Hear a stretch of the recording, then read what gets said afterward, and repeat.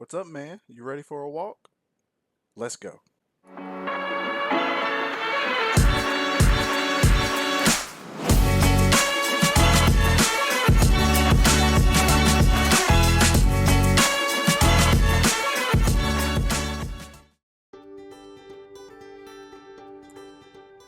What's up, guys? Thank you so much for joining me and brother Iroh on yet another walk. First and foremost, I know that you see our special guest. So, let me introduce you to her.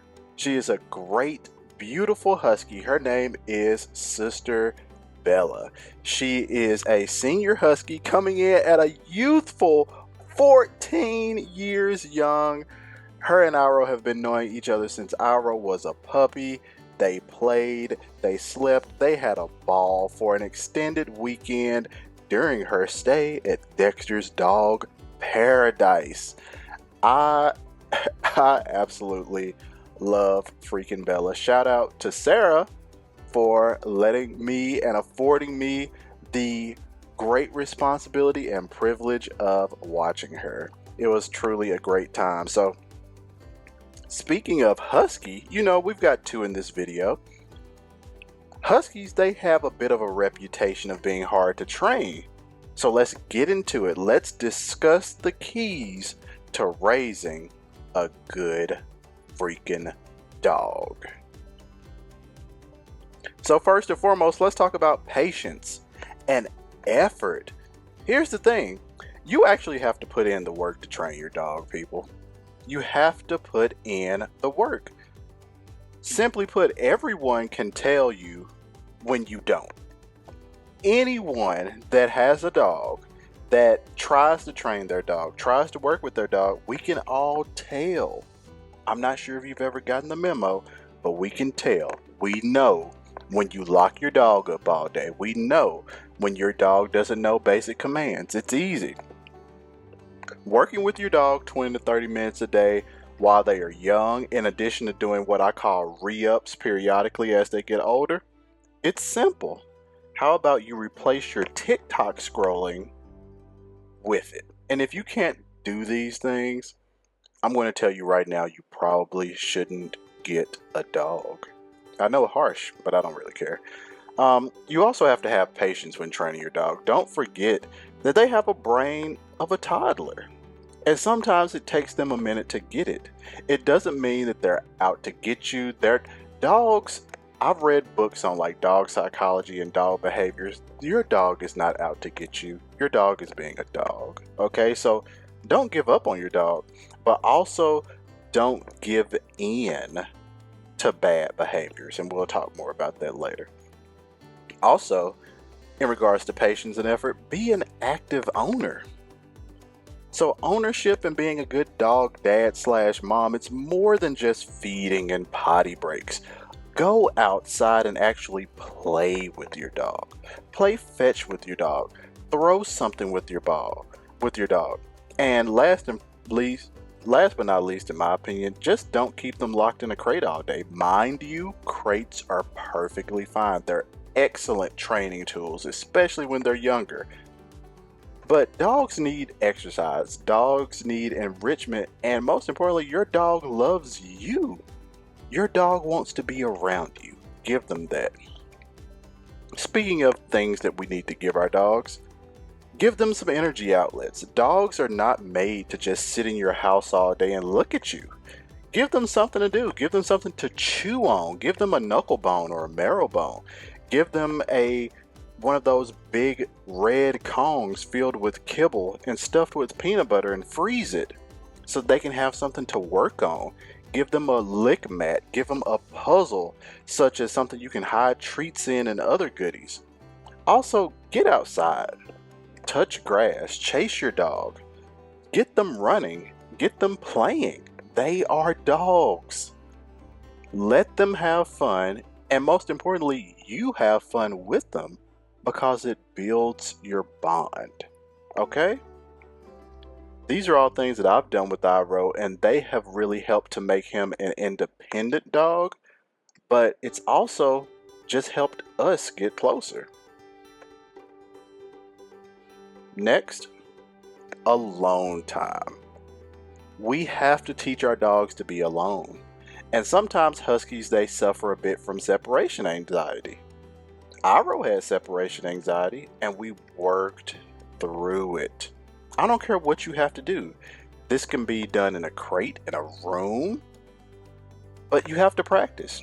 Practice leaving your house. Keep notes. Set a timer. Do what you have to do, because here's what I'm going to tell you. And I feel like some of you might need to hear this as new dog owners. But you've got to leave your house, people.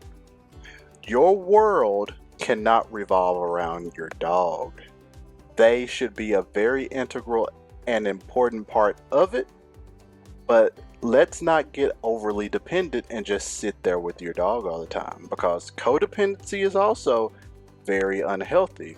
Additionally, it's a whole world out there to see, so you have to get outside of your box. And this is going to play into the next piece, but I also want to say that in addition with that alone time and kind of working up to staying gone for a while from your dog, the crate is also a very useful tool. A room is a very useful tool. But also, sometimes you can just leave your dog out. At this point, Iroh, I can leave him alone in the house. He is perfectly fine.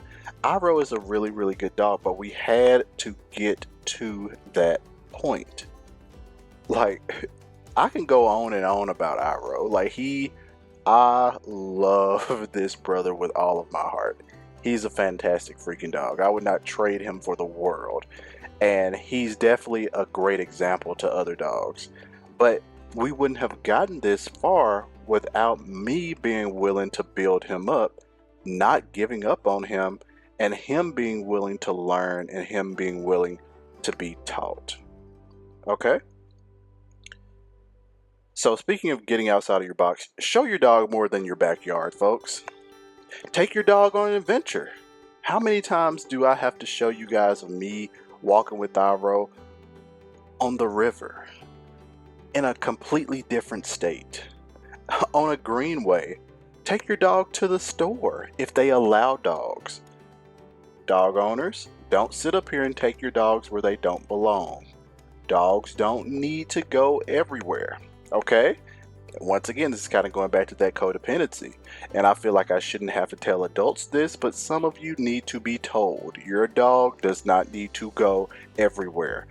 You can look up, like it's a website called like Bring Fido. You can see places where your dog is welcome.